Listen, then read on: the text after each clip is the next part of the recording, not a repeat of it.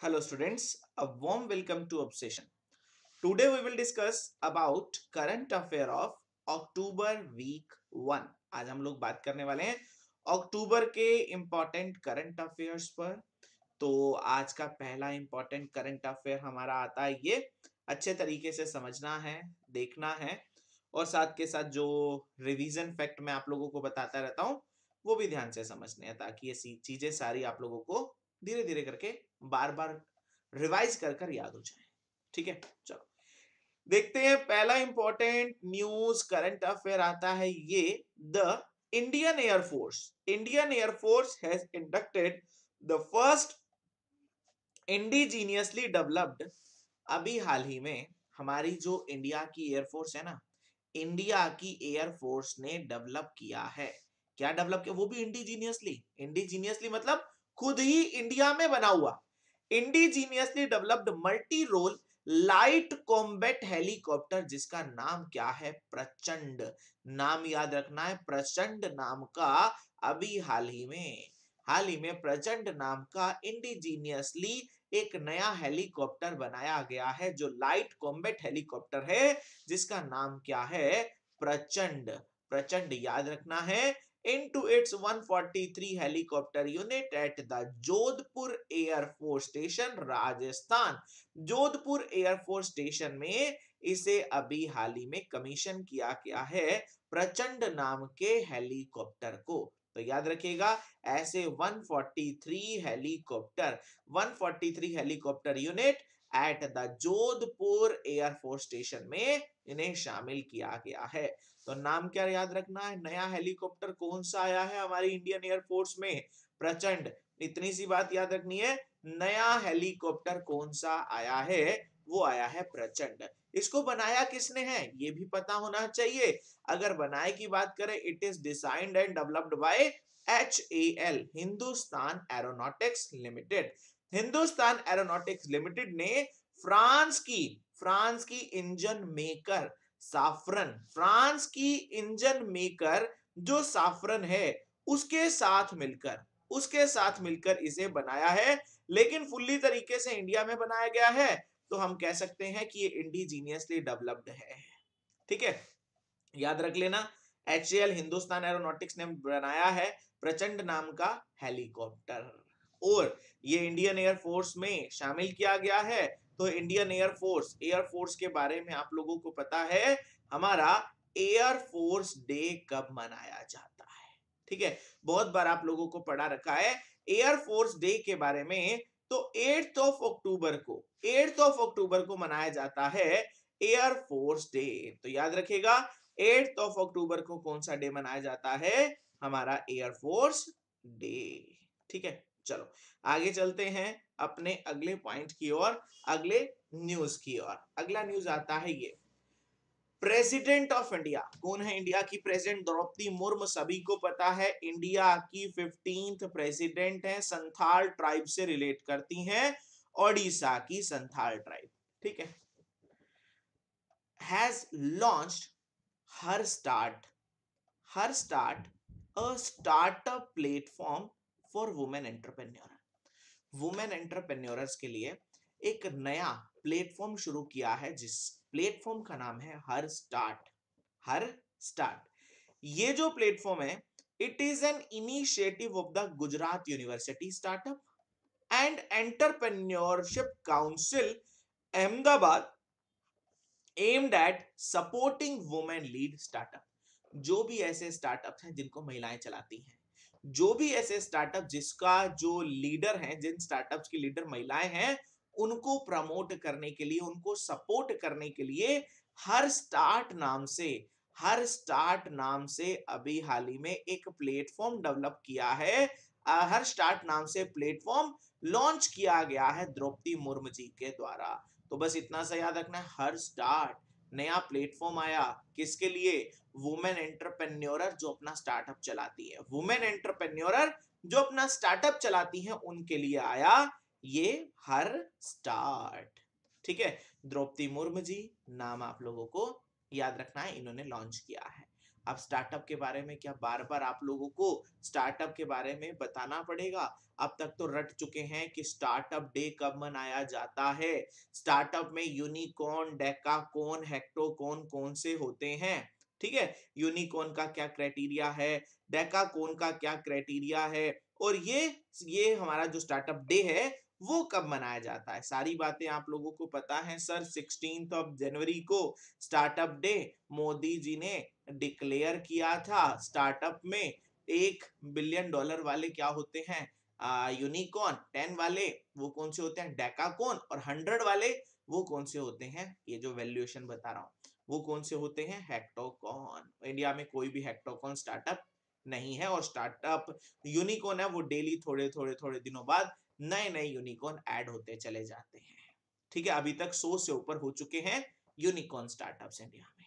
ठीक है, पता चल चुका है। आगे चलते हैं अपने थर्ड न्यूज की ओर। दो न्यूज क्लियर हो गए। हर स्टार्ट नाम से एक नया प्लेटफॉर्म बनाया है द्रौपदी मुर्मू जी ने, जिसे लॉन्च किया है वुमेन स्टार्टअप्स को बूस्ट करने के लिए। प्रचंड एक नए हेलीकॉप्टर इंडियन एयरफोर्स में शामिल हुए हैं। दो न्यूज क्लियर। थर्ड पर चलते हैं। चलो, Guinness world record. Guinness world record की बात चल रही है तो देखो, तो अब जितने भी गिनीज वर्ल्ड रिकॉर्ड अभी कुछ मंथ पहले भी थे वो सारे मैं आप लोगों को एक्सप्लेन कर देता हूं। ठीक है, ध्यान से समझना। 136 फीट टॉल दुर्गा पूजा पंडाल, जो दुर्गा पूजा का 136 फीट ऊंचा पंडाल लगाया गया जानकीपुरम लखनऊ में, जिसने गिनीज बुक्स ऑफ रिकॉर्ड में अपना नाम दर्ज किया। सबसे ऊंचा पंडाल आज तक वर्ल्ड का लगा है यही, जिसने गिनीज बुक्स ऑफ रिकॉर्ड में अपना नाम दर्ज किया है, वही दुर्गा पूजा पंडाल जो जानकीपुरम लखनऊ में लगा है। जानकीपुरम लखनऊ में वर्ल्ड का सबसे ऊंचा पंडाल लगाया गया, जो दुर्गा पूजा पंडाल लगा है, जिसने गिनीज बुक्स ऑफ रिकॉर्ड में अपना नाम दर्ज किया है 136 फीट का। तो ये भी याद रखना है कहां पर लगा है? लखनऊ में। हम लोग दुर्गा पूजा के नाम से ही याद रख लेते हैं सर ये तो कलकत्ता में लगा होगा, ठीक है, क्योंकि बहुत फेमस फेस्टिवल ज्यादातर वहीं मनाया जाता है। नहीं, ऐसा कुछ नहीं है, भारत के बहुत सारे एरिया में मनाया जाता है। तो पता चल गया ये जो दुर्गा पूजा का pandal Guinness books of record में शामिल हुआ है वो वेस्ट बंगाल में नहीं, लखनऊ में सबसे ऊंचा लगाया गया था। ठीक है, चलो, तो ये पॉइंट क्लियर हो गया। आगे बात कर लेते हैं अगले पॉइंट की ओर। अब यहाँ पर गिनीज बुक्स ऑफ रिकॉर्ड जो जो अभी सारे न्यूज में चल रहे थे सभी को देख लेते हैं, है ना। एक तो दुर्गा पूजा पंडाल वाला आपको क्लियर हो चुका है। उसके बाद आगे बात कर लेते हैं। अगला जो आता है वो आता है वर्ल्ड की largest fresh water fish. World की लार्जेस्ट फ्रेश वाटर फिश ये कहां पर मिली है? ये मिली है कंबोडिया में। वर्ल्ड की सबसे बड़ी फ्रेश वाटर फिश कहां पर? कंबोडिया में, जिसने अभी गिनीज बुक्स ऑफ रिकॉर्ड में अपना नाम दर्ज किया है। ठीक है, चलिएगा, उसके बाद बात कर लेते हैं आगे मेक्सिको सिटी। ठीक है, मेक्सिको सिटी की बात कर लेते हैं। मेक्सिको सिटी में 14299 ने एक साथ बॉक्सिंग क्लास को अटेंड किया। एक साथ बॉक्सिंग क्लास को अटेंड किया, जिसने वर्ल्ड रिकॉर्ड में अपना नाम दर्ज किया है। ये भी गिनीज वर्ल्ड रिकॉर्ड में नाम दर्ज हुआ है। ठीक है, 14,299 लोगों ने अपना एक साथ बॉक्सिंग क्लास को अटेंड किया मेक्सिको के अंदर। ये भी गिनीज बुक्स ऑफ रिकॉर्ड में आया है। उसके साथ साथ वियतनाम में वर्ल्ड का सबसे लॉन्गेस्ट ग्लास ब्रिज बना। वर्ल्ड का सबसे लंबा ग्लास ब्रिज वियतनाम में बना, जो भी गिनीज बुक्स ऑफ रिकॉर्ड में आया है। साथ साथ महाकाल की नगरी उज्जैन में एक साथ 21 लाख दिए जलाए गए। शिवरात्रि के अवसर पर गिनीज बुक्स ऑफ रिकॉर्ड में नाम दर्ज हुआ है। अटल टनल को गिनीज बुक्स ऑफ रिकॉर्ड में नाम, गिनीज नहीं, ये वर्ल्ड बुक ऑफ रिकॉर्ड में आया है। और साथ साथ हमारा जो national highway authority of India है ना, उन्होंने 75 किलोमीटर का रोड 105 घंटे में तैयार कर दिया। 105 आवर्स में 75 किलोमीटर का रोड तैयार किया, जिसे गिनीज बुक्स ऑफ रिकॉर्ड में नाम दर्ज किया गया। और अभी अभी नागपुर मेट्रो जो है उसने अभी क्या करा है, सबसे लंबी डबल डेकर ट्रेन बनाई है। सबसे लंबी डबल डेकर ट्रेन बनाने के कारण ये भी गिनीज बुक्स ऑफ रिकॉर्ड में अपना नाम दर्ज हुआ है। सारे देख लो, दोबारा गिनीज वर्ल्ड रिकॉर्ड। वैसे तो मैंने मेरे हिसाब से 2-3 बार पहले पढ़ा रखा है गिनीज वर्ल्ड रिकॉर्ड पुराने वाले, सिर्फ एक नया था, लखनऊ का दुर्गा पूजा पंडाल, सबसे ऊंचा पंडाल आज तक का, गिनीज बुक्स ऑफ रिकॉर्ड में आया। कंबोडिया की फ्रेश वाटर फिश, और मेक्सिको में 14,299 बच्चों ने एक साथ बॉक्सिंग क्लास को अटेंड किया। वियतनाम में सबसे लंबा ग्लास ब्रिज, और उज्जैन में एक साथ 21 लाख दिए। उसके साथ साथ अटल टनल, एनएचएआई ने 105 घंटे में 75 किलोमीटर का रोड तैयार किया है। और नागपुर मेट्रो ने वर्ल्ड का सबसे लंबा डबल डेकर मेट्रो बनाई, जिस कारण से इसने भी गिनीज बुक्स ऑफ रिकॉर्ड में अपना नाम दर्ज किया है। ठीक है, तो ये सारे के सारे आप लोगों को अभी पता चले गिनीज वर्ल्ड रिकॉर्ड के बारे में, जो अभी रिसेंट न्यूज में चल रहे थे। ठीक है, ये सब अभी रिसेंट न्यूज में चल रहे थे। आगे बात करते हैं अपने अगले इंपॉर्टेंट न्यूज की ओर। ठीक है, यहां तक क्लियर हो गया? अच्छे तरीके से समझो, क्योंकि बार बार रिवाइज कराने का मेन मोटिव ही यही है, ताकि चीजें एक बार में अगर समझ में ना आए, क्योंकि करंट अफेयर तो वैसे भी ऐसा होता है कि एक बार में हमारे दिमाग में सेट नहीं होता है। रिवाइज, रिवीजन, रिवीजन, रिवीजन, और उसके बाद फिर जब ऑप्शन देखकर ऑप्शन सामने आते हैं ना, ऑप्शन ही तो लगाने हैं, तब आसानी से समझ में आ जाता है कि यही ऑप्शन हमें अच्छा लग रहा है और यही आंसर होना चाहिए। ठीक है, चलो आगे बात करते हैं। The chief election commissioner of India, India के चीफ इलेक्शन कमिश्नर कौन है सर? ये हैं राजीव कुमार। कौन से नंबर के हैं? 25th। ठीक है, has launch the radio series Matdata Junction. Matdata Junction एक रेडियो सीरीज को लॉन्च किया गया। It is a year long voter awareness programme launch jointly by the Election Commission of India and All India Radio. All India Radio और Election Commission of India दोनों ने मिलकर एक ना प्रोग्राम लॉन्च किया, एक रेडियो सीरीज लॉन्च की, मतदाता जंक्शन। इसमें कह रहे हैं कि ये जो 52 एपिसोड होंगे वीकली बेस पे 52 एपिसोड होंगे, जिसमें लोगों को जागरूक किया जाएगा कि ज्यादा से ज्यादा लोग वोटिंग में पार्टिसिपेट करें। ठीक है, ज्यादा से ज्यादा लोग वोटिंग में पार्टिसिपेट करें। वोटर को अवेयर करने के लिए, मतदाता को अवेयर करने के लिए अभी इलेक्शन कमीशन ऑफ इंडिया और ऑल इंडिया रेडियो दोनों ने मिलकर एक रेडियो सीरीज लॉन्च की है, जिस रेडियो सीरीज का नाम क्या है? मतदाता जंक्शन। क्या नाम है? मतदाता जंक्शन। तो याद रख लीजिएगा, मतदाता जंक्शन कोई ट्रेन का नाम नहीं है। कहीं सोच लो जंक्शन है सर, ये तो जंक्शन है तो कोई ट्रेन का नाम होगा। कोई ट्रेन नहीं लॉन्च हुई, ये एक रेडियो सीरीज है। हफ्ते में एक बार रेडियो पर प्रोग्राम आएगा, ऑल इंडिया रेडियो पर, जिसमें लोगों को ये अवेयर करवाया जाएगा कि उन्हें ज्यादा से ज्यादा मात्रा में वोटिंग करनी चाहिए। ठीक है, चल गया पता। अब वोटर की बात चल रही है ना, वोटिंग की बात चल रही है, तो वोटिंग की बात चलते चलते हमें, ये तो मैंने बता दिया, इंडिया के Rajeev Kumar 25th chief election commissioner हैं। ठीक है, राजीव कुमार इंडिया के 25th चीफ इलेक्शन कमिश्नर हैं। और उसके साथ साथ इलेक्शन कमिश्नर ने, ध्यान से देखो, ये देखो जो हमारे पंकज त्रिपाठी जी है ना, बॉलीवुड के एक्टर पंकज त्रिपाठी जी, जिन्हें गैंग्स ऑफ वासीपुर, मिर्जापुर, बरेली की बर्फी, बहुत सारे ये जो इन्होंने मूवीज की हैं, उनके लिए जाना जाता है। उन्हें नेशनल आइकन डिक्लेयर किया गया है इलेक्शन कमीशन ऑफ इंडिया के द्वारा। इलेक्शन कमीशन ऑफ इंडिया के द्वारा पंकज त्रिपाठी जी को नेशनल आइकन बनाया गया है। याद रख लीजिएगा, पंकज त्रिपाठी क्या बने हैं? नेशनल आइकन बने हैं इलेक्शन कमीशन ऑफ इंडिया के द्वारा।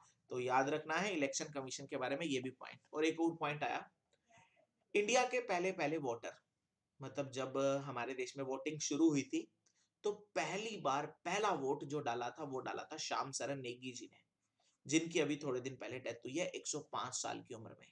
105 साल की उम्र में, जिनकी अभी हाल ही में डेथ हुई है, श्याम शरण नेगी जी, जो रिलेट करते हैं हिमाचल प्रदेश से, हिमाचल प्रदेश राज्य से रिलेट करते हैं श्याम शरण नेगी, जिनकी अभी हाल ही में डेथ हुई है। तो ये वोटिंग के बारे में ये पता चल गया, और साथ साथ ये भी याद रखना है, इंडिया का पहला पहला वोटर पार्क ये कहाँ लगा था? वोटर पानी वाला नहीं है ये, मतदाता वाला।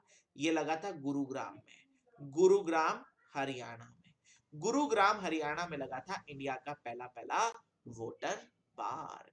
तो याद रखो ये सारी के सारी वोटिंग के बारे में सारे पॉइंट्स। मतदाता जंक्शन ये अभी लॉन्च किया है ऑल इंडिया रेडियो और हमारा इलेक्शन कमीशन ऑफ इंडिया ने।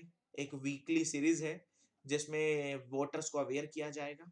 इंडिया के इलेक्शन कमिश्नर 25वें कौन है? राजीव कुमार, ठीक है। उसके साथ पंकज त्रिपाठी नेशनल आइकन बने हैं इलेक्शन कमीशन ऑफ इंडिया के द्वारा। उसके साथ साथ जो इंडिया का पहला वोटर पार्क है वो गुरुग्राम में, और हिमाचल प्रदेश के रहने वाले एक सिटीजन श्याम शरण नेगी, जो पहले पहले वोटर थे जिनकी हाल ही में डेथ हुई है। श्याम शरण नेगी पहले पहले वोटर जिनकी हाल ही में डेथ हुई है। तो ये सारे पॉइंट्स आप लोगों को याद रखने थे इलेक्शन कमीशन के बारे में। अब चलते हैं नेक्स्ट पॉइंट की ओर। Central bureau of investigation, central bureau of investigation has launch multi face operation Ganga. Operation Ganga नहीं, ऑपरेशन गरुड़। ऑपरेशन गंगा याद आ गया, क्यों याद आया? अभी ना कुछ वीडियो देख रहा था मैं ऑपरेशन गंगा के बारे में, तो जिसमें वो जो लोगों को वहां से निकालने के लिए, अभी जो रशिया का वॉर हुआ था, है ना, तो जब वहां से लोगों को निकाला गया था, जो ऑपरेशन गंगा चलाया गया था ना, सभी को पता है कहां से लोगों को निकालने के लिए ऑपरेशन गंगा चला था, और रशिया का वॉर किसके साथ हुआ था? जो इंडिया के लोग वहां पर पढ़ने के लिए जाते थे ना, सभी को पता है, जो मेडिकल की पढ़ाई के लिए वहां पर लोग जाते थे, तो अब वहां से इंडियंस को वापस निकालना था, है ना, इंडियंस को वापस निकालना था। तो रशिया यूक्रेन वॉर में अभी यूक्रेन में फंसे हुए, ठीक है, यूक्रेन में फंसे हुए जो लोगों को वापस निकालने के लिए, वापस निकालने के लिए जो ऑपरेशन चलाया गया था, उसका नाम क्या था? ऑपरेशन गंगा। ठीक है, ये क्या है? ऑपरेशन गरुड़। चलो इसके बारे में बात करते हैं, ऑपरेशन गरुड़ के बारे में। सेंट्रल ब्यूरो ऑफ इन्वेस्टिगेशन मतलब सीबीआई, सीबीआई ने लॉन्च किया multi face operational Garud, operation Garud against illicit drug trafficking network, registering 127 new cases, arresting 175 people, and seizing huge quantities of narcotics drug। तो ना ये ऑपरेशन गरुड़ चलाया गया सीबीआई के द्वारा, जिसमें जो भी लोग ड्रग्स के मामले में फंसे, इसमें 175 लोग ड्रग के मामले में फंसे, 127 नए मामले दर्ज किए गए ड्रग्स से रिलेट करते हुए। उसके साथ साथ बहुत सारा ड्रग्स सीज भी किया हमारे देश में सेंट्रल ब्यूरो ऑफ इन्वेस्टिगेशन ने, सीबीआई ने। तो सिंपल सी बात है, नाम इतना सा याद रखना है, अभी हाल ही में सीबीआई ने ड्रग ट्रैफिकिंग को रोकने के लिए, जो इलीगल तस्करी होती है ड्रग्स की, उसको रोकने के लिए कौन सा ऑपरेशन चलाया था? ऑपरेशन गरुड़। नाम याद रखना, ऑपरेशन गरुड़। और उसके साथ साथ हमारे सीबीआई के चीफ कौन है? ये पता होना चाहिए आपको, सुबोध जायसवाल। सुबोध जायसवाल सीबीआई के चीफ हैं, जिस सीबीआई ने अभी हाल ही में ऑपरेशन गरुड़ चलाया था, ऑपरेशन गरुड़ चलाया था। ठीक है, अब ये गरुड़ अपने आप में बहुत ही कंफ्यूजिंग सा वर्ड है। एक तो ना यहाँ पर गरुड़ के बारे में, एक तो ये गरुड़ ऑपरेशन पता चल गया, इसको करो अब साइड में। अब इसके बारे में पढ़ते हैं एडिशनल इंफॉर्मेशन। एक आता है हमारा गरुड़ नाम की exercise, Garud GARUD, Garud exercise पढ़ा रखी है, कौन से देश के साथ होती है। फिर आता है गरुड़ शक्ति, गरुड़ शक्ति एक्सरसाइज कौन से देश के साथ होती है। फिर तीसरा पॉइंट आता है, अभी ना एक ड्रोन बना था इंडिया का पहला पैसेंजर ड्रोन, इंडिया का पहला पैसेंजर ड्रोन जो बना था, उसका नाम भी गरुड़ ही रखा गया था। देख लो, गरुड़ एक्सरसाइज ये होती है इंडिया की फ्रांस के साथ। फिर होती है गरुड़ शक्ति, गरुड़ शक्ति होती है इंडिया की इंडोनेशिया के साथ, इंडिया की इंडोनेशिया के साथ। फिर आता है पैसेंजर ड्रोन, गरुड़ नाम का इंडिया का पहला पहला पैसेंजर ड्रोन बना था। देखो गरुड़ में कितनी कंफ्यूजन हो गई, एक तो ऑपरेशन गरुड़, गरुड़ एक्सरसाइज, गरुड़ शक्ति एक्सरसाइज, और गरुड़ ड्रोन। कंफ्यूज मत होना, गरुड़ ऑपरेशन में जो सीबीआई ने चलाया था ड्रग ट्रैफिकिंग को रोकने के लिए, गरुड़ एक्सरसाइज फ्रांस के साथ, गरुड़ शक्ति इंडोनेशिया के साथ, और इंडिया का पहला पैसेंजर ड्रोन जिसका नाम, जिसमें एक आदमी बैठकर एक जगह से दूसरी जगह पर आसानी से जा सकता है ड्रोन में, ड्रोन उड़कर, ठीक है, उसका नाम क्या रखा था, पैसेंजर ड्रोन का गरुड़। ठीक है, याद रखना है ये सारे पॉइंट गरुड़ के बारे में। अब चलते हैं अपने अगले न्यूज की ओर। ठीक है, यहां तक कोई डाउट अच्छे तरीके से नहीं होने वाला है क्योंकि सारी चीजें मैंने आप लोगों को साथ साथ ही एक्सप्लेन कर दी हैं। ठीक है, चलो अब देखते हैं अपने अगले न्यूज पर, और हमारा अगला न्यूज आता है ये, Bharti Airtel has become the first company, Bharti Airtel पहली पहली ऐसी कंपनी बनी है to launch 5G service in India. 5G service India में लॉन्च करने वाली पहली कंपनी, 5G सर्विस लॉन्च करने वाली इंडिया की पहली कंपनी जिसका नाम क्या है, Bharti Airtel. Bharti Airtel 5G service launch करने वाली पहली कंपनी बनी है। बस ज्यादा दिमाग नहीं लगाना है, कौन सी है, एयरटेल ने इंडिया में पहली बार लॉन्च किया है 5G सर्विस। पहले 8 सिटीज में लॉन्च किया है, आने वाले टाइम में गवर्नमेंट ऑफ इंडिया ने कहा है कि गवर्नमेंट ऑफ इंडिया 100 लैब लगाएगी 5G टेक्नोलॉजी पर पूरे ऑल ओवर इंडिया में, ऑल ओवर इंडिया में 100 लैब लगेंगी 5G टेक्नोलॉजी पर। तो 5G को लॉन्च करने वाली पहली कंपनी भारती एयरटेल बनी है। ठीक है, चलो उसके साथ यूरोपियन पार्लियामेंट ने अभी हाल ही में अप्रूव किया है a single charger port for electronic gadgets by 2024। देखो अब वो कहते हैं कि बंदों को ना चार्जर अलग अलग रखने पड़ते हैं। आपके पास फोन है, फोन के साथ साथ आपके पास टैब है, टैब के साथ साथ दूसरा फोन भी हो सकता है। भाई उन्होंने कहा है यूरोपियन पार्लियामेंट ने, जो यूरोपियन यूनियन है उसमें सारे जितने भी मेंबर कंट्री हैं उसमें ये अनाउंसमेंट कर दो, जो भी मोबाइल वाली कंपनियां हैं से एक सिंगल स्टैंडर्ड चार्जर बनाएंगी। आप लोगों ने देखा होगा आईफोन के साथ चार्जर ही नहीं आते भैया, एक एक 1.5 लाख रुपए का फोन है उसके साथ चार्जर ही नहीं है। कितना कंपनी बंदों को ठग रही है, मतलब 1-1.5 लाख के फोन के साथ चार्जर ही नहीं दे रही है, ये क्या है ना।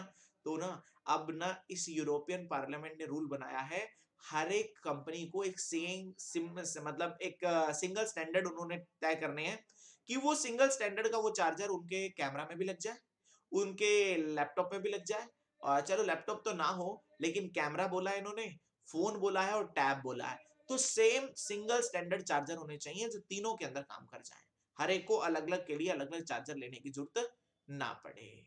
ठीक है, यूरोपियन पार्लियामेंट ने ये रूल बनाया है और 2024 तक ये रूल पूरे यूरोपियन यूनियन में इंप्लीमेंट करने के बारे में इन्होंने बोला है कि 2024 से पहले पहले ये सिंगल स्टैंडर्ड वाला प्रोविजन आ जाए। और उसके साथ साथ अगर सिंगल स्टैंडर्ड होगा तो ई वेस्ट भी कम होगा ना, ई वेस्ट कम होगा। अब वो एक फोन खराब हो गया भैया, उसका चार्जर अलग फेंक दिया, फिर नए चार्जर आ गए, फिर एक वाला फोन खराब हो गया फिर चार्जर फेंक दिया, फिर नया चार्जर आ गया, कभी सी पिन वाले आ रहे हैं, कभी आईफोन के दूसरे आ रहे हैं और पहले दूसरे चला करते थे। तो ई वेस्ट को भी कम किया जा सकेगा अगर एक सिंगल स्टैंडर्ड चार्जर लॉन्च किया जाएगा। तो यूरोपियन यूनियन ने ये रूल बनाया कि 2024 तक सारे के सारे सिंगल स्टैंडर्ड चार्जर बनेंगे। आगे आगे बात कर लेते हैं, यहाँ पर आप लोगों को ये तो पता चल गया single standard charger European union वाला। आगे देखो अगला जो पॉइंट आता है वो आता है ये Adani power, Adani green energy ने लगाया है वर्ल्ड का सबसे बड़ा wind solar hybrid power plant 600 megawatt का जैसलमेर राजस्थान में। जैसलमेर राजस्थान में लगा हाइब्रिड पावर प्लांट। हाइब्रिड मतलब क्या होता है, देखो यहाँ पर नीचे तो ये सोलर पैनल है और ऊपर ये विंड वाले भी है, पवन चक्कियां भी हैं, एक ही जगह पर पवन से, ये जो विंड से वो जनरेट हो रही है, विंड एनर्जी जनरेट हो रही है, सोलर पैनल से सोलर एनर्जी जनरेट हो रही है। तो 600 मेगावाट का अभी हाल ही में ये हाइब्रिड पावर प्लांट, हाइब्रिड समझते हैं ना, मिला जुला, हाइब्रिड पावर प्लांट कहां पर लगा है? राजस्थान के जैसलमेर में, जिसको लगाया किसने है? अदानी ग्रीन एनर्जी ने, अदानी ग्रीन एनर्जी ने। और हाइब्रिड वो आ रहा था, तो मैंने एक प्रीवियस न्यूज, पुराना न्यूज भी ऐड कर दिया। मुंबई एयरपोर्ट पे इंडिया का पहला पहला हाइब्रिड पावर प्रोजेक्ट लगा था, जो मुंबई में छत्रपति शिवाजी महाराज एयरपोर्ट है ना, वहां पर इंडिया का पहला पहला हाइब्रिड पावर प्लांट लगाया गया था। जो देखो इसमें भी ये है, ये जो घूमेंगे ना, ये विंड वाले हैं, हवा से घूमेंगे, एनर्जी जनरेट होगी, ऊपर सोलर पैनल लगे हुए हैं। तो इंडिया का पहला हाइब्रिड पावर प्लांट मुंबई में, मुंबई एयरपोर्ट पर लगा था। और अभी अदानी, अदानी ग्रीन एनर्जी अपना हाइब्रिड पावर प्लांट जैसलमेर में लगा रही है 600 मेगावाट का। ठीक है, चलो, तो ये दोनों बातें क्लियर हो गई। पावर प्लांट की बात चल रही थी, तो सारे न्यूज मैंने ऐड कर दिए। वर्ल्ड का सबसे बड़ा तैरता हुआ सोलर पावर प्लांट कहां पर बन रहा है? ये बन रहा है मध्य प्रदेश में। वर्ल्ड का सबसे बड़ा तैरता हुआ solar power plant Madhya Pradesh के खंडवा में बनाया जा रहा है। और इंडिया का सबसे बड़ा तैरता हुआ सोलर पावर प्लांट बन चुका है तेलंगाना में। क्या है? तेलंगाना में बन चुका है। ऐसे में पढ़ा रहा था, एक स्टूडेंट कहता है सर ये क्या है? आपने बताया वर्ल्ड का सबसे बड़ा मध्य प्रदेश में, इंडिया का सबसे बड़ा तेलंगाना में, ऐसा कैसे हो सकता है? तो वर्ल्ड का सबसे बड़ा तो इंडिया का तो कॉमन सेंस है सर, वो भी बड़ा होगा। मैंने कहा वो भी बन रहा है, मध्य प्रदेश वाला वर्ल्ड का सबसे बड़ा फ्लोटिंग तैरता हुआ सोलर पावर प्लांट बन रहा है, बनकर तैयार नहीं हुआ है। और इंडिया वाला ये जो है ना तेलंगाना में जो बना, एनटीपीसी ने बनाया, वो बनकर तैयार हो चुका है। एट प्रेजेंट में इंडिया का सबसे बड़ा फ्लोटिंग तैरता हुआ सोलर पावर प्लांट तेलंगाना में बनकर तैयार हो चुका है। और वर्ल्ड का सबसे बड़ा solar power plant Madhya Pradesh में बन रहा है। ठीक है, चलो, तो ये दोनों बातें आपको क्लियर हो चुकी हैं। फिर चलते हैं अपने अगले न्यूज की ओर। अगला न्यूज आता है हमारा ये, पूलमपारा ग्राम, पूलमपारा ग्राम panchayat in Thiruvananthapuram Kerala has become the India's first fully digitally literate panchayat. India की पहली पहली fully literate digital panchayat, digital literate panchayat कौन सी बनी है? इंडिया की जो, देखो सारा का सारा पंचायती काम, ये देखो सारा फोन में चल रहा है। कोई भी ऐसा डॉक्यूमेंटेशन प्रॉपरली तरीके से वो कागजी कार्यवाही नहीं करते, सब ऑनलाइन तरीके से ये अपना पंचायत का काम करते हैं। तो पहली डिजिटली लिटरेट पंचायत, पहली डिजिटली लिटरेट पंचायत कौन सी है? केरला का पुल्लमपारा ग्राम, केरला का पुल्लमपारा ग्राम। ठीक है, चलो, तो ये भी पता चल गया। अब यहाँ पर जब गांव की बात चल रही है, तो मैंने सारे के सारे गांव यहाँ पर ऐड कर दिए जो न्यूज में चल रहे थे। पता है तुम्हें इंडिया का पहला सोलर विलेज कौन सा है? जहां पर यूनाइटेड नेशन के सेक्रेटरी जनरल एंटोनियो गुटारिस भी आए थे। कौन सा है इंडिया का पहला पहला सोलर विलेज? मोधेरा। फिर मैंने ऐड किया यहां पर इंडिया का पहला पहला कौन सा विलेज? इंडिया का पहला बायो विलेज। बायो विलेज कौन सा है? दापसारा, बायो विलेज दापसारा। फिर कौन सा है इंडिया का पहला पहला स्मार्ट विलेज? इंडिया का पहला पहला स्मार्ट विलेज राजस्थान के अंदर जो है धानोरा, धानोरा, धानोरा, ये इंडिया का पहला स्मार्ट विलेज है। और उसके साथ इंडिया का पहला पहला sanitary napkin free village, sanitary napkin free village Kerala के अंदर कुंभालांगी, केरला के अंदर कुंभालांगी सैनिटरी नैपकिन फ्री विलेज। और इंडिया का पहला कार्बन न्यूट्रल विलेज वो कौन सा है? पाली। ये सारे के सारे विलेज विलेज विलेज हैं, दोबारा देख लो। इंडिया का पहला पहला फुल्ली डिजिटली लिटरेट विलेज पालमपुरा ग्राम, वो कहां पर है? केरला में। इंडिया का पहला सोलर विलेज मोधेरा जो कहां पर है गुजरात में। इंडिया का पहला बायो विलेज दाबसारा जो कहां पर है त्रिपुरा में। इंडिया का पहला स्मार्ट विलेज जो कहां पर है धनोरा राजस्थान में। इंडिया का पहला सैनिटरी नैपकिन फ्री विलेज जो कहां पर है केरला कुंबालांगी। और इंडिया का पहला कार्बन न्यूट्रल विलेज जो कहां पर है जम्मू एंड कश्मीर में। ठीक है, तो ये सारे के सारे पॉइंट आप लोगों को क्लियर होते हैं जो अभी ये रिसेंट न्यूज में चल रहे थे कि ये कौन सा है, ये कौन सा है। ठीक है, पॉइंट सारे के सारे समझ में आ चुके हैं। फिर चलते हैं अपने अगले इंपॉर्टेंट न्यूज की ओर। ये लो, ठीक है, ध्यान से देखिएगा। अगला न्यूज क्या आता है? ठीक है, यहां तक फर्स्ट विलेज भी क्लियर हो गया। चलो, वर्ल्ड की सबसे लार्जेस्ट जंगल सफारी, वर्ल्ड की सबसे largest jungle safari park Aravalli range Haryana में बनाया जाएगा।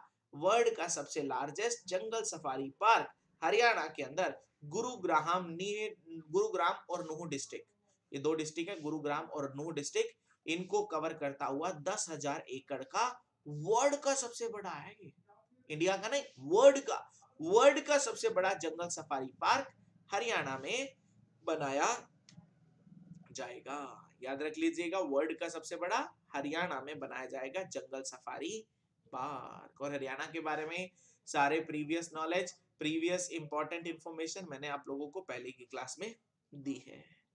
आगे बात करते हैं, वर्ल्ड का सबसे बड़ा सीएनजी टर्मिनल, वर्ल्ड का सबसे बड़ा सीएनजी टर्मिनल ये कहां पर लगाया जा रहा है? भावनगर गुजरात में। वर्ल्ड का सबसे बड़ा सीएनजी टर्मिनल भावनगर गुजरात में लगाया जा रहा है। ठीक है, और उसके साथ साथ आगे बात कर लेते हैं, अभी आया 15th edition of Global Innovation Index. Innovation index में इंडिया 40वें नंबर पर है। इनोवेशन इंडेक्स में इंडिया कौन से प्लेस पर है? 40वें नंबर पर आता है। पहले नंबर पर सबसे ज्यादा इनोवेशन कहां पर है? पहले नंबर पर सबसे ज्यादा इनोवेशन स्विट्जरलैंड में है, सबसे ज्यादा इनोवेशन स्विट्जरलैंड में है। और इनोवेशन इंडेक्स में इंडिया का प्लेस क्या है? 40th। ठीक है, याद रखना है, इंडिया का प्लेस 40th है, पहले नंबर पर स्विट्जरलैंड है। और जब भी कोई इंडेक्स आए ना, कम से कम ये पता होना चाहिए वो इंडेक्स को जारी कौन करता है, इंडिया का प्लेस क्या है और टॉप कंट्री कौन सी रही। इस इंडेक्स को जारी किया किसने किया? वर्ल्ड इंटेलेक्चुअल प्रॉपर्टी ऑर्गेनाइजेशन ने। वर्ल्ड इंटेलेक्चुअल प्रॉपर्टी ऑर्गेनाइजेशन ने इसे जारी किया है, पहले नंबर पर स्विट्जरलैंड है और इंडिया का प्लेस क्या है? 40वां। इनोवेशन क्या होता है ये तो तुम्हें पता ही है, सबसे ज्यादा इनोवेशन मतलब स्विट्जरलैंड में होंगी ना, जिस कारण से स्विट्जरलैंड टॉप पर आता है। चलो आगे बात कर लेते हैं, अगला इंडेक्स आता है यहां पर, ये तो था वर्ल्ड का इनोवेशन इंडेक्स, वर्ल्ड का इनोवेशन इंडेक्स। ठीक है, अगर मैं बात कर लेता हूं इंडिया का इनोवेशन इंडेक्स आया, नीति आयोग लेकर आया। जब वर्ल्ड का पता चल गया तो इंडिया को भी देख लो। इंडिया के इनोवेशन इंडेक्स में कर्नाटका ने टॉप किया है। वर्ल्ड के इनोवेशन इंडेक्स में इंडिया का प्लेस 40th है और इंडिया के इनोवेशन इंडेक्स में टॉप कौन सा है? कर्नाटक। इंडिया के इनोवेशन इंडेक्स में कर्नाटक सबसे टॉप पर आता है। ठीक है, चलो दोनों इनोवेशन पता चल गए। फिर चलते हैं अगला अपना युवा प्रोग्राम, युवा स्कीम की ओर। युवा मतलब young upcoming and versatile author, इसका ना सेकेंड वर्जन लेकर आ गए। इसमें मेन पता क्या है कि हमारे देश में जो ऐसे लोग हैं जो ऑथर्स हैं या पोएट्स हैं, ये ना आजकल बहुत ही मतलब ना, ये बच्चे आने वाले टाइम के बच्चे इसमें ज्यादा इंटरेस्ट नहीं लेते, ऑथर बनने में, पोएट बनने में, कविता लिखने में कोई इंटरेस्ट नहीं लेते हैं। अब वो कह रहे हैं कि भाई ऐसे लोगों को, बच्चों को इस दिशा में और ज्यादा आगे बढ़ाना। तो गवर्नमेंट ऑफ इंडिया ने इसके अंदर आगे इनिशिएटिव लेते हुए ये युवा प्रोग्राम को लॉन्च किया है। इसमें जैसे कंपटीशन होंगे और कंपटीशन में जो भी ऑथर्स पार्टिसिपेट करेंगे, पोएट्स पार्टिसिपेट करेंगे, उनको आगे बढ़ाने के लिए उनको नेशनल लेवल पर, इंटरनेशनल लेवल पर पहुंचाया जाएगा। उनके जो भी उन्होंने लिखे हैं, जो भी उन्होंने लिखी हैं चीजें, उनको आगे प्रमोट किया जाएगा। तो उसके लिए ये युवा प्रोग्राम बनाया गया है। युवा की फुल फॉर्म याद रख लेना बस, young upcoming and versatile author. Young upcoming and versatile author, ये युवा प्रोग्राम किसने लॉन्च किया है? यूनियन मिनिस्टर ऑफ एजुकेशन ने, यूनियन मिनिस्टर ऑफ एजुकेशन के द्वारा ये युवा प्रोग्राम को लॉन्च किया गया है। ठीक है, याद रखना है प्रोग्राम का नाम क्या है, युवा प्रोग्राम। चलिएगा, पता चल गया आप लोगों को, इसका मेन एम पता चल गया कि हमारे देश में ये scheme program youth and budding authors below the age of 30 year से नीचे वाले ऑथर्स को आगे और बढ़ाना है। The aim to promote the culture of reading writing across India and showcase Indian writing at a international level. India के authors को इंटरनेशनल लेवल पर लेकर आना है। ठीक है, देखो यहाँ पर क्या लिखा है, ये युवा के नीचे, do you think you are a good writer? क्या आप सोचते हैं कि आप एक अच्छे राइटर हैं? तो आप इसके अंदर पार्टिसिपेट करिएगा। इसमें कंपटीशन होते हैं, जैसे 26 जनवरी को होगा इसका एक सेकंड कंपटीशन, जिसमें नए नए ऑथर्स को आगे प्रमोट किया जाएगा। जो जो वो लिखेंगे, लेखन उनका जो भी होगा, उसको आगे इंटरनेशनल लेवल पर लेकर आया जाएगा। पहले तो इसमें प्राइज भी होते हैं, जो उसमें पार्टिसिपेट करेगा, जो जीतेगा उसको प्राइज मनी दी जाएगी। फिर उसके बाद उनका अगर अच्छा लगा तो आगे इंटरनेशनल लेवल पर भेजा जाता है हमको। ठीक है, चलो आगे बात करते हैं। India has become the largest producer and consumer of sugarcane. हाँ भाई, इंडिया जो है वो प्रोड्यूसर भी है और कंज्यूमर भी है शुगर का। सबसे ज्यादा चीनी इंडिया वाले ही खाते हैं, है ना। Largest producer and largest consumer of sugar, वो कौन है? India. And second largest exporter भी है। ठीक है, देखो इतना कंज्यूम भी होता है, प्रोड्यूस भी होता है, और उसके बावजूद भी इंडिया एक्सपोर्ट भी करता है शुगर का। और शुगर के एक्सपोर्ट करने के मामले में इंडिया सेकंड नंबर पर है, पहले नंबर पर है ब्राजील। ठीक है, इंडिया पहले नंबर पर नहीं, दूसरे नंबर पर है शुगर के एक्सपोर्ट के मामले में, और पहले नंबर पर है प्रोड्यूस करने के मामले में और कंज्यूम करने के मामले में। किस चीज के? शुगर के। ये भी याद रखना है, शुगर का सबसे largest producer and consumer India है, और सेकंड लार्जेस्ट एक्सपोर्टर है, पहले नंबर पर ब्राजील आता है। ठीक है, चलो आगे बात कर लेते हैं। हमारे governor of RBI Shaktikanta Das ने लॉन्च किया है super tech initiative. Super tech initiative जिसका नाम क्या? Daksh. Daksh Daksh RBI advance supervisory monitoring system है ये दक्ष। दक्ष क्या है? जो आरबीआई ने अभी बैंकों पर मॉनिटर करने के लिए मॉनिटरिंग सिस्टम बनाया है, मॉनिटरिंग सिस्टम का नाम है दक्ष। बस इतना याद रखना, आरबीआई ने अभी हाल ही में सुपर टेक मॉनिटरिंग सिस्टम जो अभी हाल ही में बनाया है, उसका नाम क्या है? दक्ष। ठीक है, याद रखिएगा, दक्ष किसने बनाया? आरबीआई ने। एडवांस तरीके से मॉनिटर करने का सिस्टम है। उसके बाद आगे अवार्ड पर बात चलती है। रामानुजन प्राइज, सशस्त्र रामानुजन प्राइज, सशस्त्र रामानुजन प्राइज अभी हाल ही में कैलिफोर्निया यूनिवर्सिटी के एक असिस्टेंट प्रोफेसर, जिनका नाम क्या है? युन क्विंग तांग। ठीक है, युन क्विंग तांग को मिला है, युन क्विंग तांग को मिला है अब ये रामानुजन प्राइज। और रामानुजन प्राइज के बारे में आप लोगों को पता है, रामानुजन जहां पर भी आ जाए तो रामानुजन जी की याद में वो मैथमेटिक्स डे मनाते हैं, याद है ना। रामानुजन जी की याद में वो 22 दिसंबर को मैथमेटिक्स डे मनाया जाता है, और रामानुजन जी की याद में ये मैथ्स का अवार्ड दिया जाता है। यंग मैथमेटिशियंस को ये अवार्ड दिया जाता है। देखो, ये सशस्त्र रामानुजन प्राइज जो है ये अभी किसने गठित किया था? ये art science technology research academy 2005 में इस रामानुजन प्राइज को बनाया गया था, जिसमें $10,000 की मनी दी जाती है। एनुअली प्रेजेंट किया जाता है। 32 साल से नीचे के जो भी इंडिविजुअल हैं उन्हें ये रामानुजन प्राइज दिया जाता है, रामानुजन जी की याद में, जिनकी याद में ये मैथमेटिक्स डे, कौन सा day? Mathematics day. Okay, mathematics day मनाया जाता है। सभी को पता है कि मैथमेटिक्स डे की बात चल रही है, तो मैथमेटिक्स डे आप लोगों को क्लियर हो चुका है, ये भी मैंने लिख दिया है, 22 दिसंबर को मनाते हैं। और रामानुजन जी की याद में रामानुजन अवार्ड क्लियर है। और ये तो इंडिया का मैथमेटिक्स का अवार्ड रामानुजन प्राइज के नाम से जाना जाता है। एक और अवार्ड होता है मैथमेटिक्स में, याद रख लेना, able award.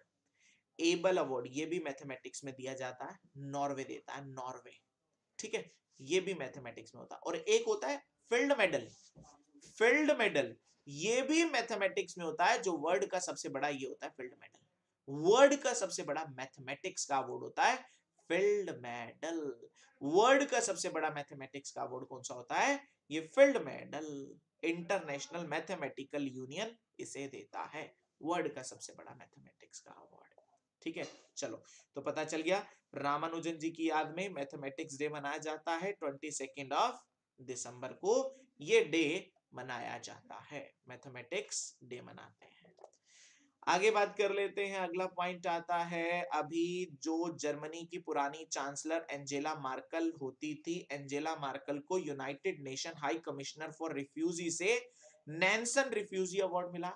Nelson Refugee award किसको मिला है? जर्मनी की फॉर्मर चांसलर एंजेला मार्कल को नैन्सन रिफ्यूजी अवार्ड। इन्होंने ना अपने टाइम में बहुत सारे रिफ्यूजीज की एंट्री दी थी, ठीक है, जिस कारण से इनको, एंजेला मार्कल जी को, जर्मनी की former chancellor Angela Merkel ji को कौन सा अवार्ड मिला है? United Nation High Commissioner for Refugee, Nansen Refugee Award. ठीक है, उसके साथ साथ द्रौपदी मुर्मू जी ने अभी हाल ही में स्वच्छ भारत दिवस 2022 पर, ठीक है, 2 अक्टूबर को स्वच्छ भारत दिवस 2022 पर कुछ अवार्ड दिए हैं स्टेट्स को। जैसे लार्जेस्ट स्टेट में तेलंगाना टॉप पे रहा है, फिर हरियाणा, फिर तमिलनाडु। स्मॉल स्टेट्स में अंडमान निकोबार, दादरा नगर हवेली और सिक्किम। और डिस्ट्रिक्ट में भिवानी डिस्ट्रिक्ट हरियाणा की। उसके बाद चलो एक एक याद कर रख लेना। पहला पहला स्वच्छ सर्वेक्षण ग्रामीण। स्वच्छ सर्वेक्षण ग्रामीण में लार्जेस्ट स्टेट में तेलंगाना टॉप पर रहा, स्मॉल स्टेट में अंडमान निकोबार, और उसके साथ साथ हमारा डिस्ट्रिक्ट की बात चल रही है तो डिस्ट्रिक्ट में भिवानी डिस्ट्रिक्ट टॉप पर रहा है। स्वच्छता ही सेवा में कर्नाटक टॉप पर रहा है। सुजलाम योजना में मध्य प्रदेश टॉप पर रहा है। मध्य प्रदेश टॉप पर रहा है। ठीक है, चलिएगा, तो याद रखिएगा, सुजलाम 1.0 में मध्य प्रदेश, 2.0 में कर्नाटक। याद हो जाए तो वेल एंड गुड, नहीं तो कोई बात नहीं। एक बार नजर जरूर मार लेना। मतलब कई बार ना ऐसे ऑप्शन आ जाते हैं और ऑप्शन में ना हमें पता नहीं चलता कि हम दूर दूर के ऑप्शन मतलब सोच ही नहीं पाते।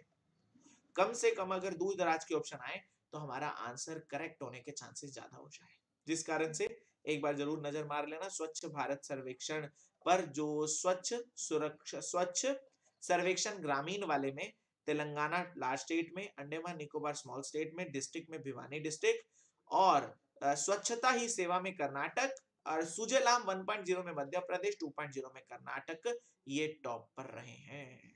ठीक है, चलो 2 अक्टूबर को ये अनाउंसमेंट हुई थी जब हमारे देश में गांधी जयंती होती है। ठीक है, उसके साथ साथ नॉन वायलेंस डे होता है, साथ साथ स्वच्छ भारत दिवस मनाया जाता है। ठीक है, चलो आगे बात कर लेते हैं अगले पॉइंट की ओर। Lifetime achievement award by the US president Joe Biden. Joe Biden के द्वारा लाइफ टाइम अचीवमेंट अवार्ड किसको मिला? विवेक लाल जी को। विवेक लाल जो इंडियन ओरिजिन के सीईओ हैं general motor, general atomic general corporation, general atomic global corporation के, जनरल एटॉमिक ग्लोबल कॉर्पोरेशन के जो सीईओ हैं उनका नाम है विवेक लाल, जिन्हें लाइफ टाइम अचीवमेंट अवार्ड से नवाजा गया है। लाइफ टाइम अचीवमेंट अवार्ड से नवाजा गया है विवेक लाल जी को। ठीक है, पता चल गया लाइफ टाइम अचीवमेंट अवार्ड विवेक लाल। किसने दिया ये अवार्ड? यूएस के प्रेसिडेंट जॉय बाइडेन ने। ठीक है, चलो आगे बात कर लेते हैं। एक बुक आई, बुक है अंबेडकर अलाइव। अंबेडकर अलाइव, जिसके ऑथर कौन थे? शशि थरूर। अंबेडकर अलाइव, अंबेडकर जी के जीवन के बारे में अंबेडकर अलाइव, जिसके ऑथर शशि थरूर है। उसके साथ साथ एक और अवार्ड अभी हाल ही में Mumtaz Khan, Mumtaz Khan international hockey federation rising star of the year. International hockey federation rising star of the year वो कौन बनी है? मुमताज खान। इंडिया की Mumtaz Khan international hockey federation के द्वारा rising star of the year अभी बनाई गई हैं। ठीक है, और ये जो हॉकी फेडरेशन के द्वारा goalkeeper of the year men's की कैटेगरी में बने हैं पीआर श्रीजेश और वुमेन्स की कैटेगरी में सविता पुनिया। वुमेन्स की कैटेगरी में सविता पुनिया। ये ईयरली रैंकिंग है, तो ईयरली रैंकिंग है तो इंपॉर्टेंट हो जाती है। ठीक है, international hockey federation rising star of the year Mumtaz Khan और गोलकीपर ऑफ द ईयर वो हैं मेंस में श्रीजेश एंड फीमेल्स में वो हैं सविता पुनिया। ठीक है, चलो ये पता चल गया। आगे बात कर लेते हैं 19th edition of International Basketball Federation. Basketball federation का 19th federation women's basketball world cup 2022 अभी हाल ही में कहां पर ऑस्ट्रेलिया के अंदर हुआ है, जिसमें United state has won. United state जीता है और इसने हराया किसको है, चाइना को। चाइना को हराते हुए यूनाइटेड स्टेट ने जीता है इंटरनेशनल बास्केटबॉल फेडरेशन का women basketball world cup. Women basketball world cup हुआ कहां पर, ऑस्ट्रेलिया में। जीता कौन, यूएसए। हराया किसको, चाइना को। बस इतना सा पॉइंट याद रखना है। उसके साथ साथ लास्ट पॉइंट आते हैं, लास्ट में डेज ही पढ़ाता हूं, सभी को पता है एनिमल डे। एनिमल डे मनाया जाता है 4 अक्टूबर को, जिसका थीम शेयर्ड प्लैनेट था। फिर international teachers day. International teachers day 5 अक्टूबर को, ये नेशनल टीचर डे नहीं है। नेशनल टीचर डे तो सभी को पता है 5 सितंबर को होता है, इंटरनेशनल होता है 5 अक्टूबर को। इसका theme the transformation of education begins with a teacher. The transformation of education begins with the teacher। और लास्ट आता है cotton day. World cotton day मनाया जाता है 7 अक्टूबर को, जिसकी theme weaving a better future for cotton. Weaving a better future for cotton. ठीक है, तो ये सारे न्यूज थे। और कॉटन से रिलेटेड तो मैं रेवोल्यूशन पढ़ा रखा है। रेवोल्यूशन का तो एक पूरा का पूरा आप लोगों को मैंने वीडियो दे रखा है, जिसमें पढ़ा रखा है सिल्वर फाइबर रेवोल्यूशन रिलेट करता है कॉटन से। Silver fibre, silver revolution egg से, गोल्डन हॉर्टिकल्चर से, गोल्डन फाइबर जूट से। पूरा का पूरा आपके पास सेशन गया हुआ है, वो उसको देख लेना। Cotton day 7 October, theme weaving a better future for cotton. International teachers day 5 October, national वाला 5 सितंबर। और वर्ल्ड एनिमल डे ये कब होता है, 4 अक्टूबर को मनाया जाता है। ठीक है, तो ये सारे पॉइंट आप लोगों ने देखे जो रिलेट करते थे हमारे न्यूज सारे अक्टूबर के फर्स्ट वीक से। ठीक है, तो अच्छे तरीके से देखना, समझना। और ये सारी इंफॉर्मेशन आप लोगों को अगर पीडीएफ चाहिए, मैं हर बार बता देता हूँ यार, पीडीएफ चाहिए तो ले लेना, ऐसी कोई टेंशन वाली बात नहीं है। शुभम सर को बोल देना, मैं सेंड करवा दूंगा। ठीक है, लेकिन अच्छे तरीके से चीजों को समझ जरूर लेना। नोट्स अलग से बनाने की जरूरत नहीं है। ठीक है, अगर बार बार आप लोगों को मैं रिवाइज करवाते ही रहता हूँ, नोट्स अलग से बनाने की कोई भी नीड नहीं है। ठीक है, आज के लिए इतना ही। Thank you to all of you, thank you so much, thanks to all. मिलते हैं नेक्स्ट सेशन में नए क्वेश्चन, नए करंट अफेयर्स के साथ। Thank you so much.